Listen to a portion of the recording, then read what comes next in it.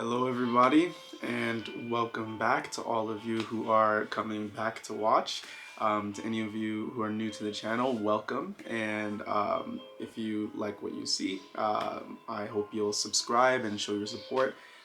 Likes, subscribes, comments, all of those are helpful.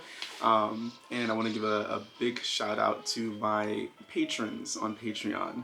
That is Allaya, Sharon, and Lauren. Thank you so much for your support.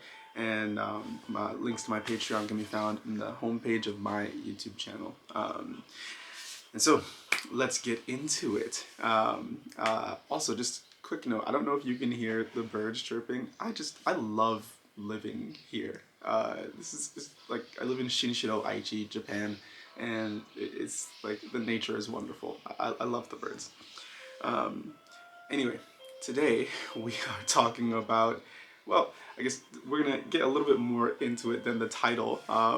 This is a little bit about Japanese culture. I think I'm gonna have to prime you for the story I'm gonna tell you, right? So, in Japan, this is a very simple cultural rule of thumb.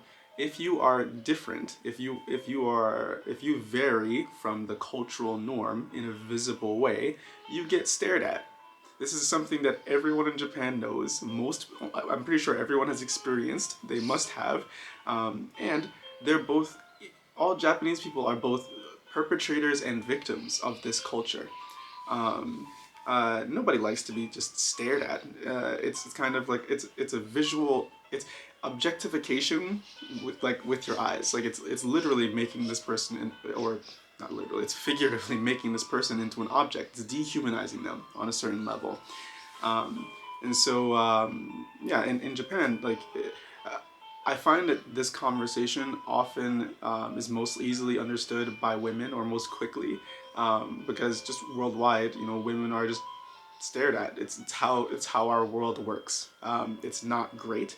Nobody likes to be sexualized or objectified in any particular way, but like, that's the way it works. That's the way the world currently works for women, unfortunately. And so, let's see. So in Japan, most people don't stare at you directly. They do this thing where they stare at you out of like the corner of their eye. Like they have to have some kind of excuse, like, oh no, I'm actually looking at my phone. Whereas like, they're staring at you. And this is where like women often understand more, because like, they know what it's like to like feel a stare. You can feel being stared at. I feel like this should be common sense. I shouldn't even have to say it, but one can feel being stared at, unless you've numbed yourself to that, because it's not an experience you want to feel. Now, I am not numb to that. I can just ignore it.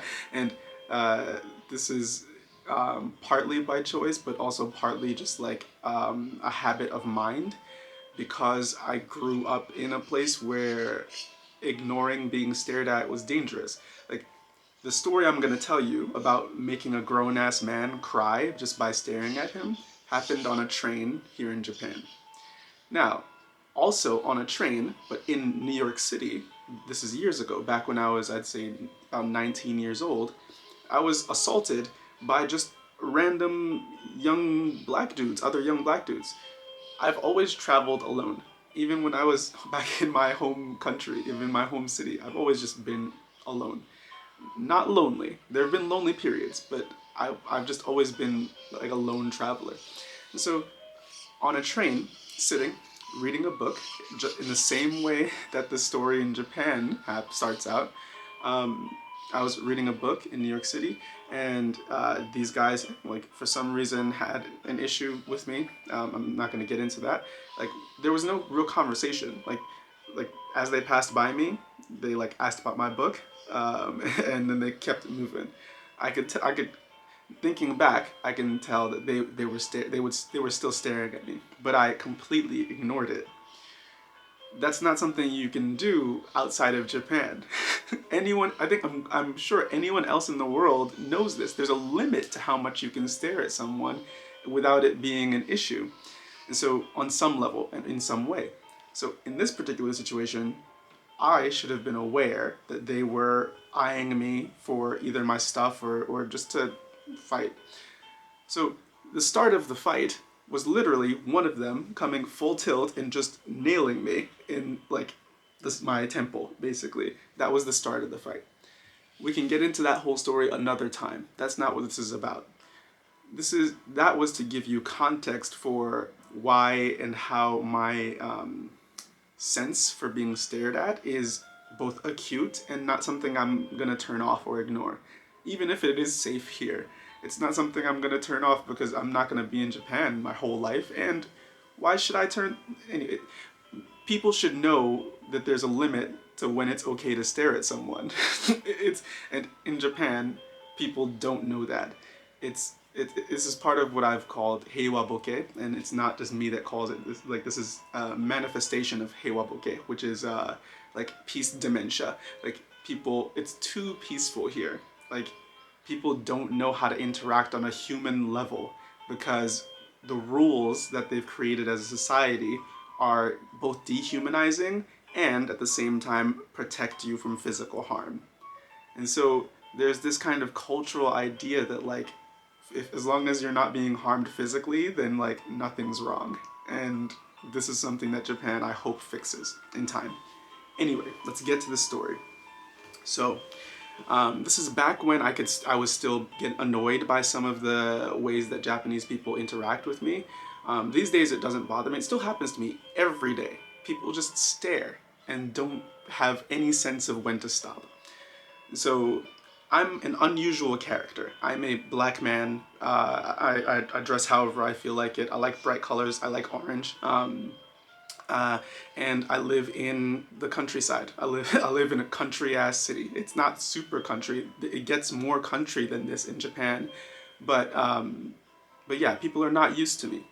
This I understand. You see someone very unusual, you want to look.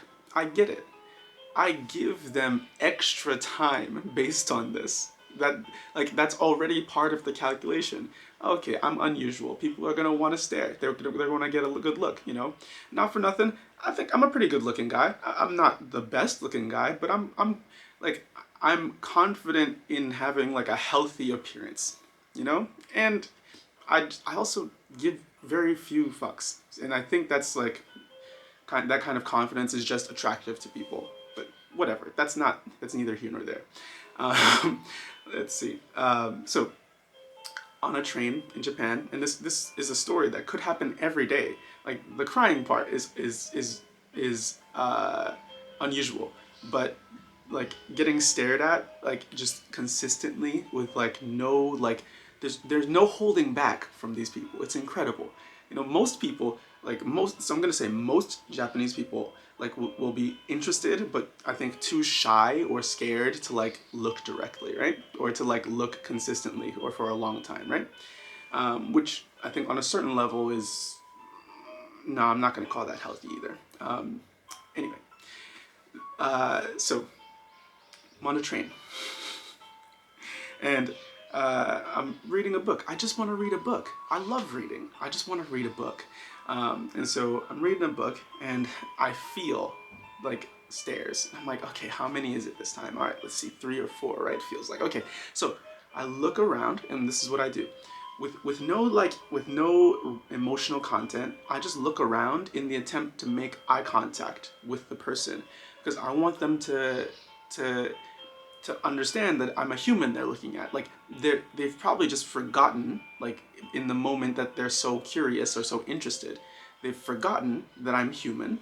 And if I look them in the eye and we acknowledge each other's presence, then maybe they'll remember and think, oh, well, if I were in that situation, I probably wouldn't like to be stared at that way. Anyway, I do this thing. I do my thing. I look around. You know, no negative emotional content. Just look around. I spot the eyes, and in New York, for example, like people like it might just be like a nod or something, or like, but there's an acknowledgement of the existence of the other person. In Japan, what people do is like, oh right, I was doing something else. I swear I was not looking at you. Like I can promise you I was. You can't say that I was looking at you, and it's like whatever. All right, just stop then. If that's the case, then just stop. Okay. So if there are 3 people, 1 person stops at this stage, okay? Stage 2, I give them more time. I'm just reading my book. I'm like, oh, the stares are back.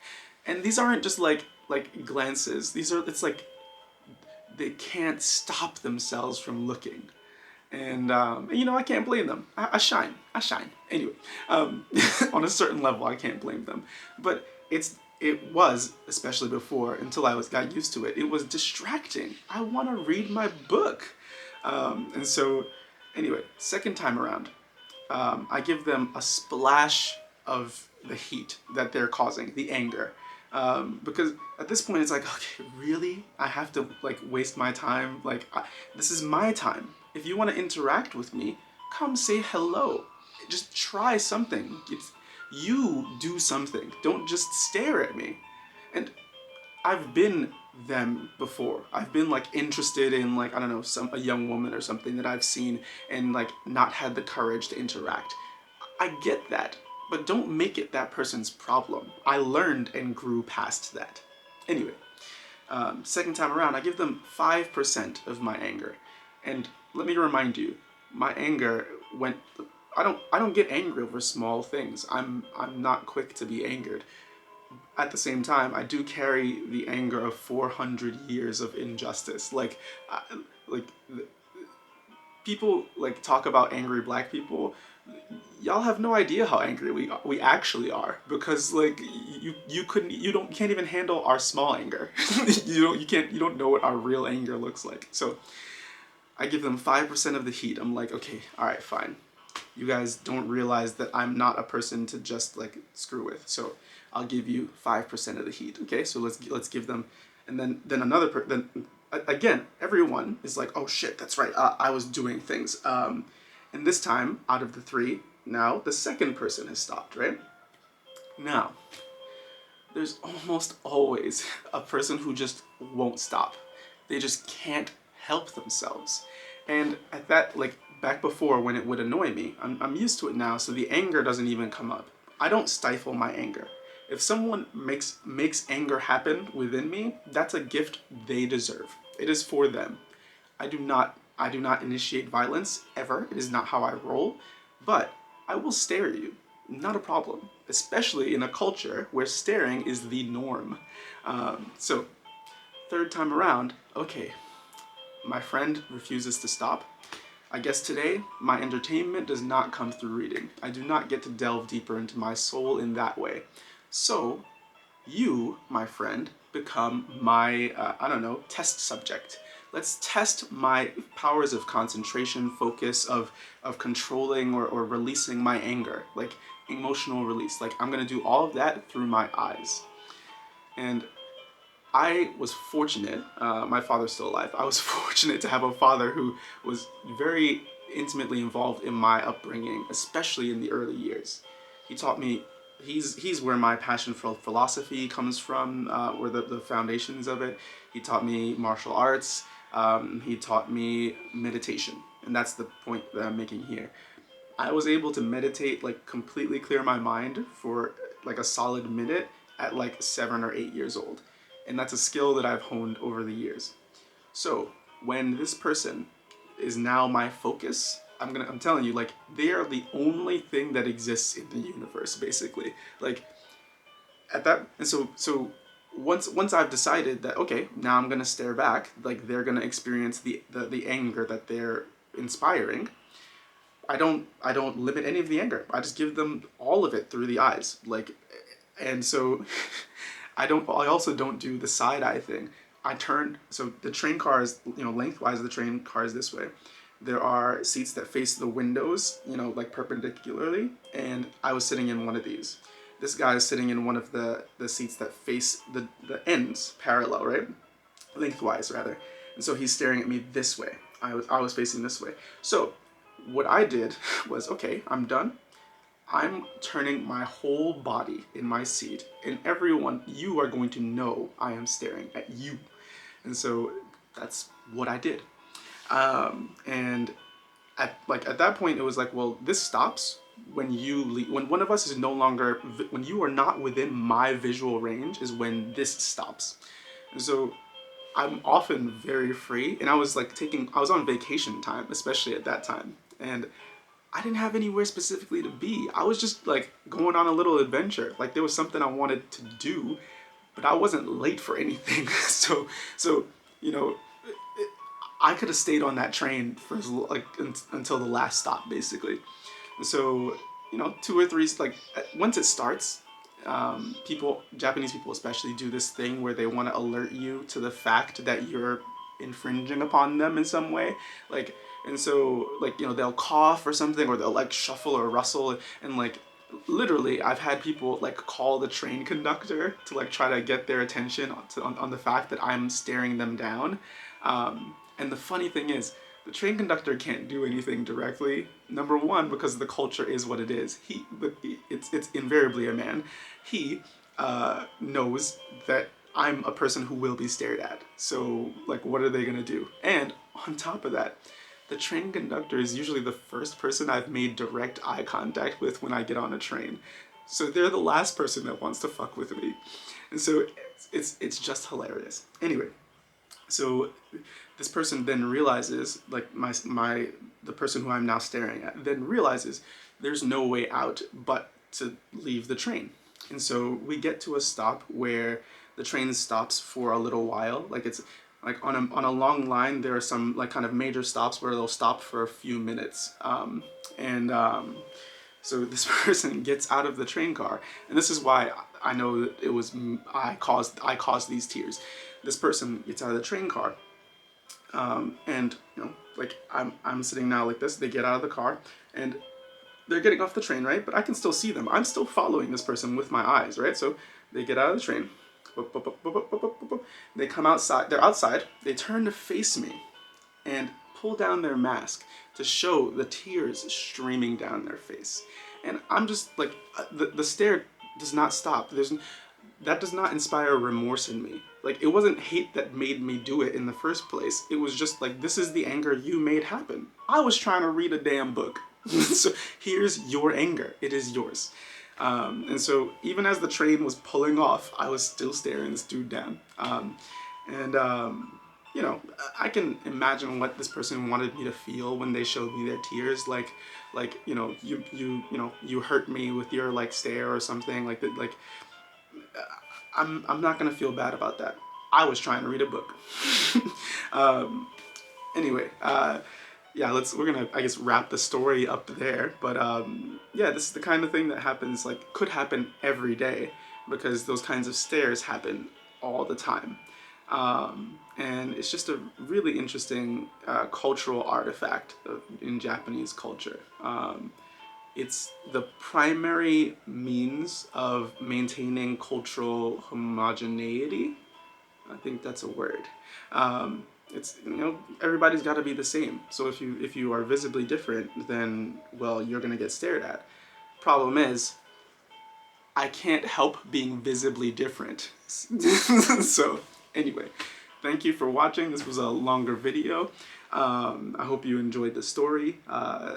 Likes, comments, shares, all that stuff is super helpful, and especially if you feel compelled or feel the urge to support directly, my Patreon is a great place to do that. Thank you so much. Peace.